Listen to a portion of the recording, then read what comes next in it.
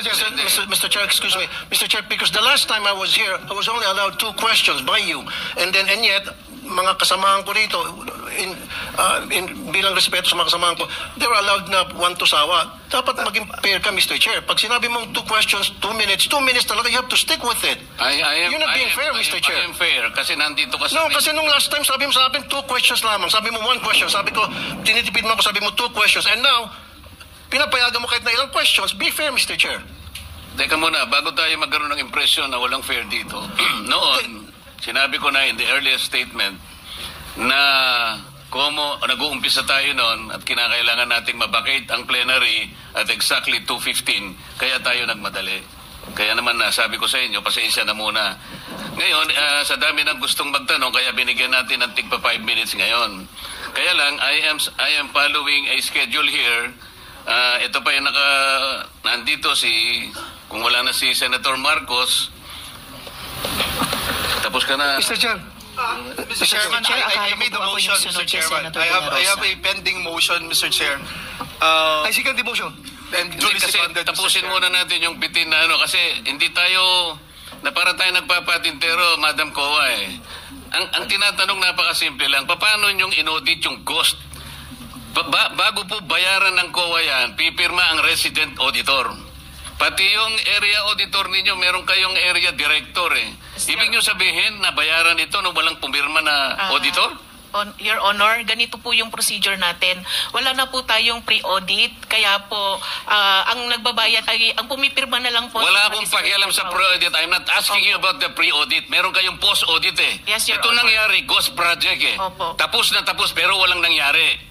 Ang tinatanong namin sa iyo, sino ang pumirma? Bago mapirmahan nyo, merong certificate of acceptance, merong certificate of completion, pipirma ang resident auditor. Hindi po pipirma ang resident. Anong gagawin ng COA?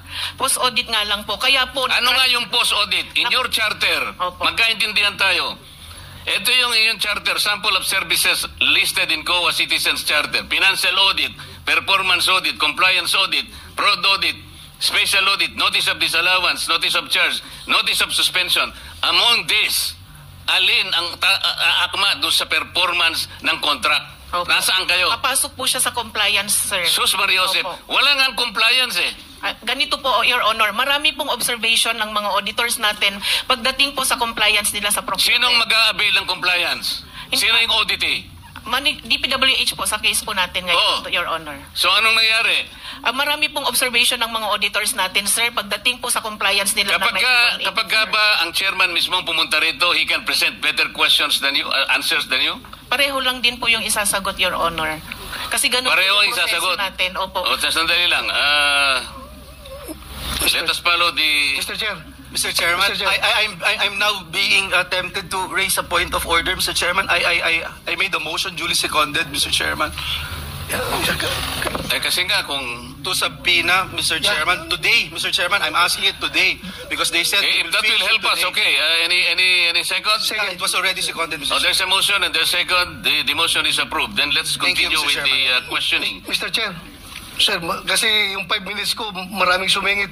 Last na lang, isa lang. Hindi na makakaano itong mga kasama natin. With the permission of Senator Tulfo. Senator Tulfo, maiksi lang. Maiksi lang, ha?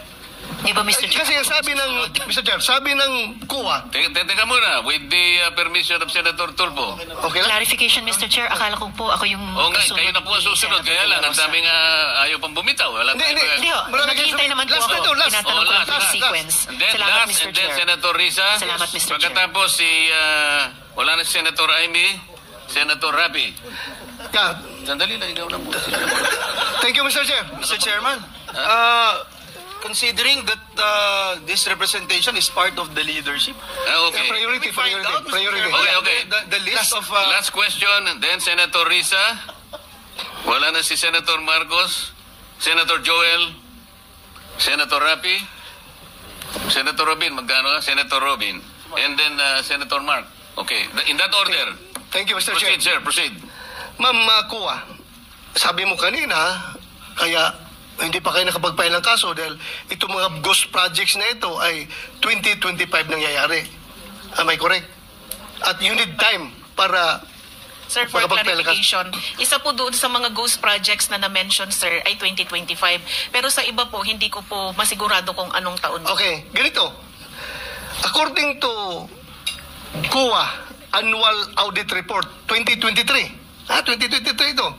It was observed that various infrastructure projects with aggregate cost of 5.716 billion were declared as 100% complete on the report on publicized government programs, projects, and activities, and project status monitoring reports of DPWH implementing offices despite the deficiencies or defects noted upon actual inspection and validation thereof. Ibig sabihin po, sa regular annual audit ng COA, nakikita na ang mga mali-maling report ng District Engineering Office ng DPWH. So itong mga 2023 na mga problema, wala pa kayo napailan ng kaso nito?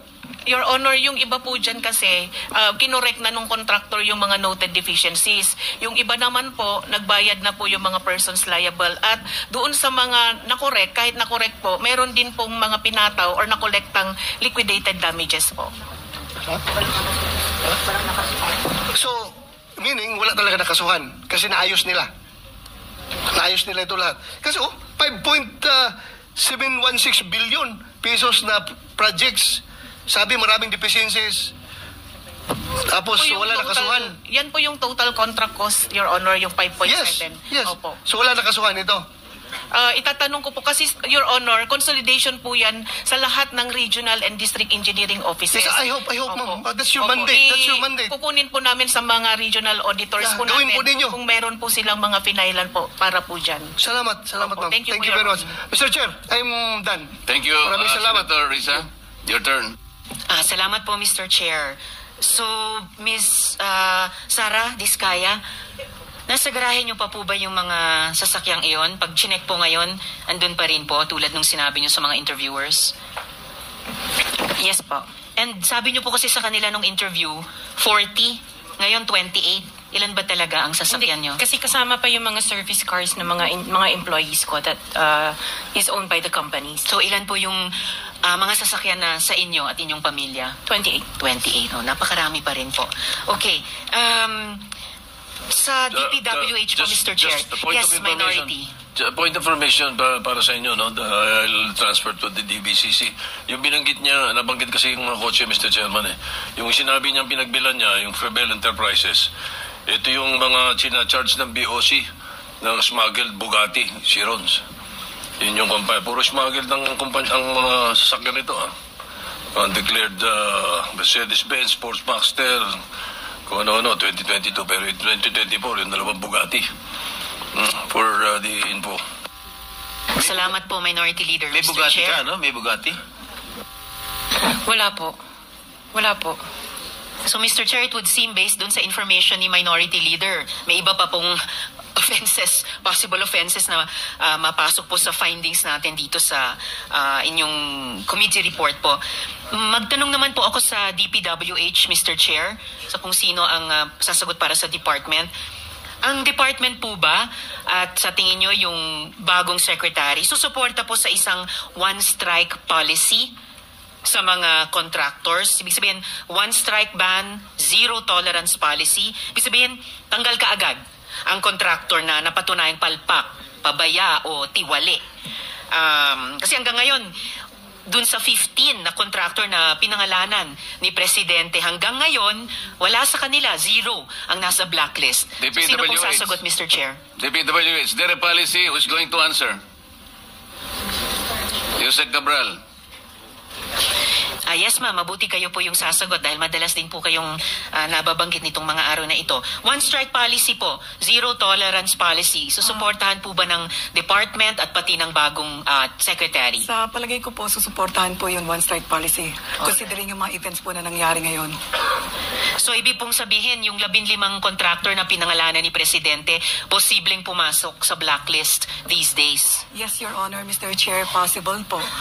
Depende po sa results ng mga fraud audit o kaya ng mga check po ng internal audit ng department or mga QAU report po, posible po.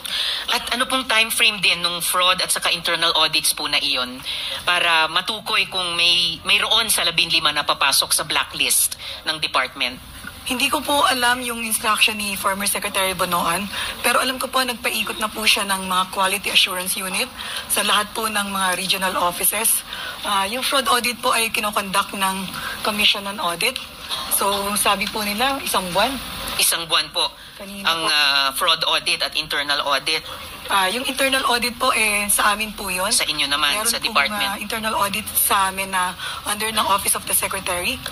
So, So pwede namin itanong sa bagong secretary, ganong katagal yung internal audit. Yun naman pong quality assurance unit na trabaho, kailan po matatapos iyon? alam ko, sa pagkakaalam ko po, kasi under ng technical services yun, ay meron na pong dineploy yung undersecretary namin for technical services na mga quality assurance unit sa mga regional offices. Yes, nabanggit niyo po. Anong time frame po Hindi nila? ko lang po alam kung ano po yung timetable nila, but alam ko po na parang last week or a week before, parang 50 teams na yata po, but I'm not so sure ang pinaikot. Composed po ng representative ng Bureau of Construction, Bureau of Quality and Bureau of Research and Standards, saka BQS, Quality and Safety. Ipa-follow up po namin kayo kung kailan hanggat maaga dapat matatapos yun.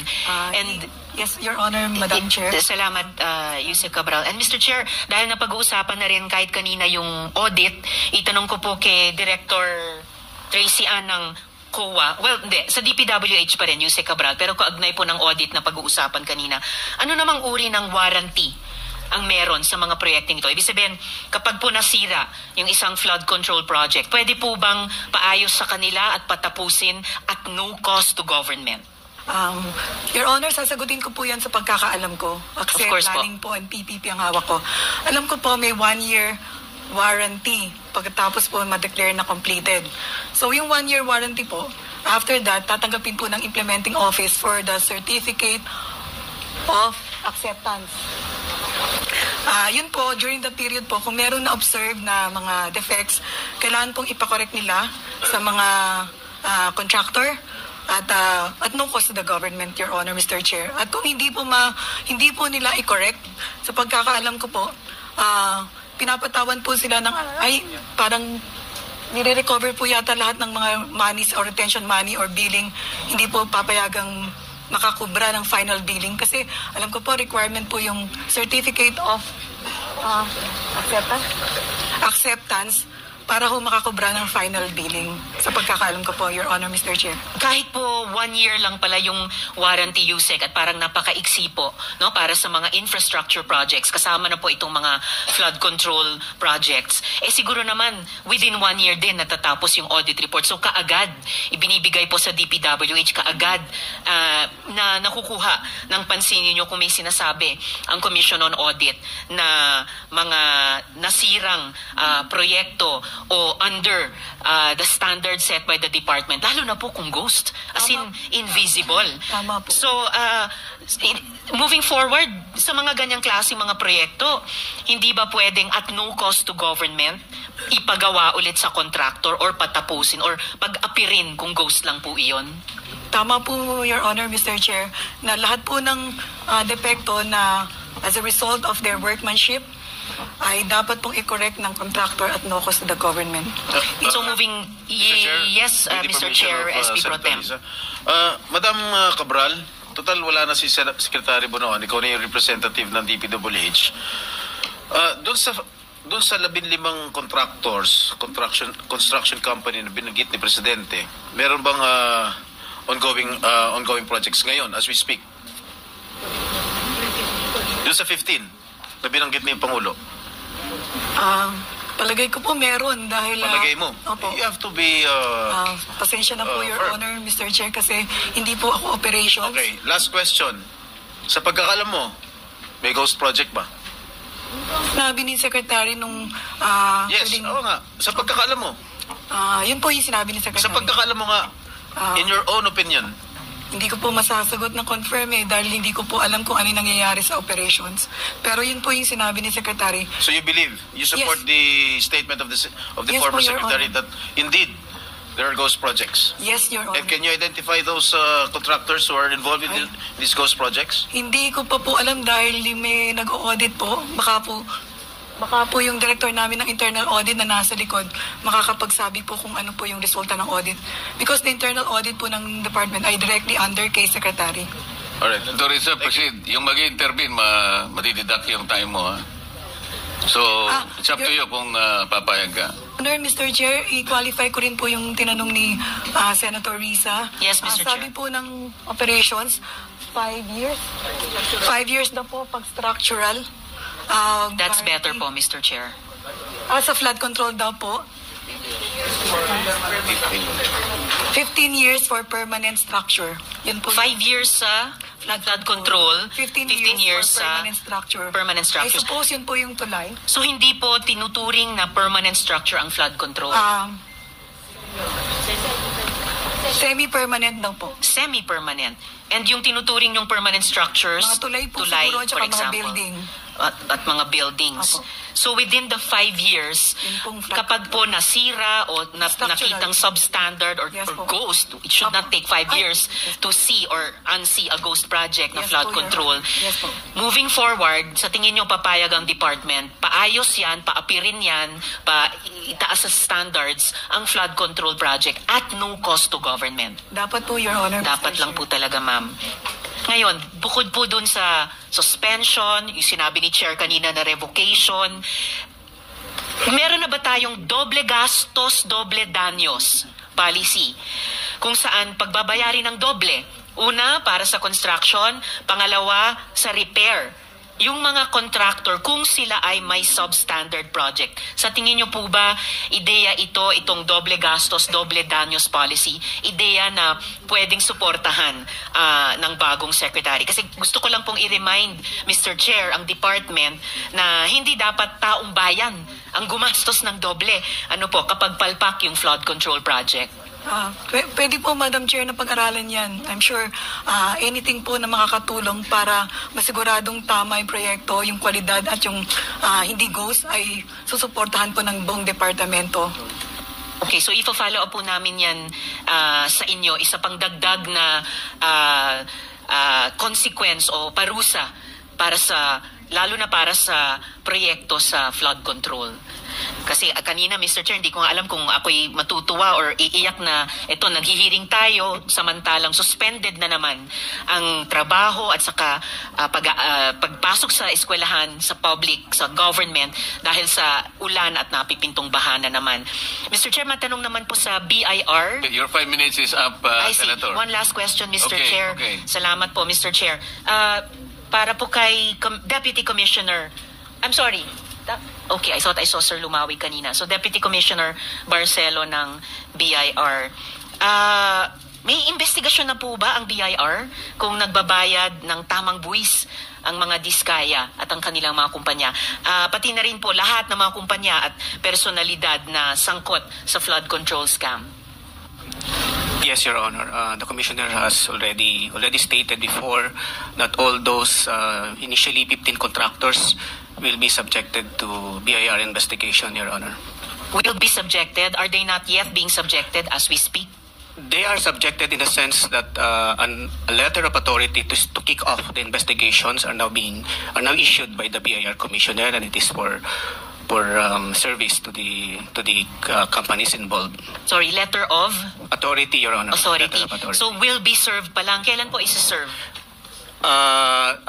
Upon issuance, Your Honor, I understand they were already issued, and every opportunity for the BIR examiners to serve them, they will be served, Your Honor. So the letter was already issued pero isa-serve pa dun sa 15. Kailan po masiserve yun? There were companies that were already issued LOA, Your Honor, and there are still that have not yet been served the letter of authority, and this will be served. At kailan po sila, within how many days kailangan humarap sila or sumagot sa Bureau? As soon as they receive the LOA, the BIR will be issuing some notices to them to submit documents for the investigation, and there are procedures for that, Your Honor, later on when the BIR come up with their findings, and they are entitled, of course, to notices. Pero yung initial submission, ilang araw once ma-issuehan ng letter of authority? Your Honor, maybe it could be 5 days, 10 days to 15 days, Your Honor. 5 to 15 days. All right, salamat po, Okay. Mr. Chair. Sa next round ko po, itatanong ko po sa BIR kung Yes, nakikipag-ugnayan na rin sila sa AMLA kasi yung graft and corruption ay predicate crimes para sa money laundering. At itatanong ko rin po yung papeles ng 4 sa Diskaya companies na nagpapakita ng pambihirang pagtaas ng level of capitalization in the billions po. Mr. Chair, at itatanong ko kung ito po ba ay tinitignan na ng BIR at in coordination na rin po sa AMLA. Salamat po, Mr. Chair. Thank you, Senator Risa. Senator Amy is